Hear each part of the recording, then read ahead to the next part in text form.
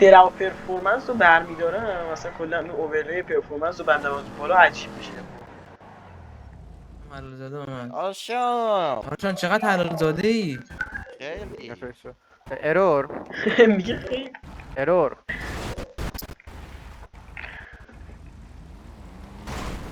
نکن دیگه. فهم بذار اسپیده تو بفرستش دوان یونیت تقریبا در 66 ماشین کد 4 بگو مکلارن اعلام اشکیرن میشه هست.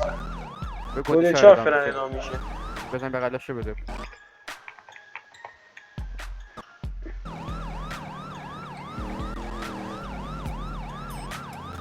10 ثانیه داداش 10 ثانیه شد مشتی. نشد داداش نشد.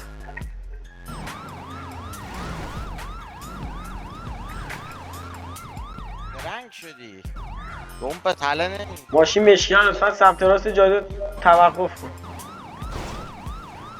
یونیت مری پشت سر مارکت کن.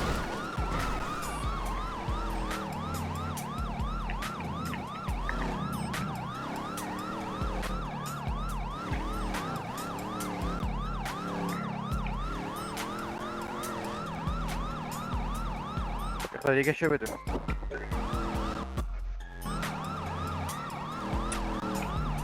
تایم گرفتم بهت میگم که اختار دو بدی منم تایم میارم.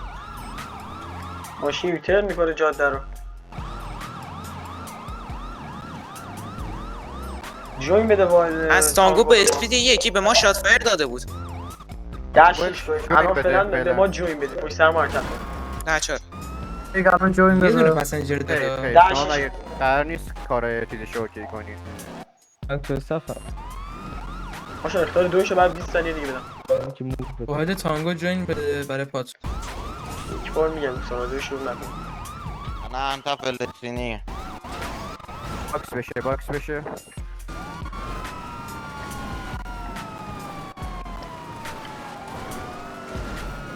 چرا رم میدی تانگو؟ رم ندید دوستان ماشین انجین اسموکه دیگه بهش رم ندید. خدا این داره ما رم میده باکس می‌خواد. بشه باکس بشه ماشین هم خراب شد آنگو خیلی کندی عزیزم ما اینجا میتونستیم راحت باکسش کنیم یه دونه پسنجر داره. باکس آقا، این بشه. همه یونیت نیاز نیست. باکسش کن. آه آه.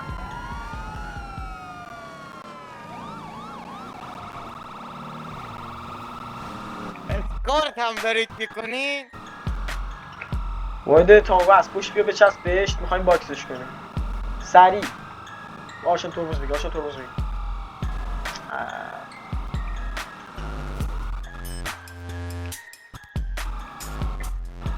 باکس. حیف که خراب شد اچسی صحبت میکنی دست بزار سره. نه تیزر نه لاشیایی هستی اتشات نشد چرا؟ ماشین کد یک بشه تانگو و یونیت مرید در 14 از شما بیزنه دور بشین خسته نباشین در اعلام میشه داشته دست شما خیلی خوشم اومد. از بازی تانگو به نشدیم. اومگا یک چت دست در جمعی. زمین افسکال تو اینفورم مجاز بفهمید.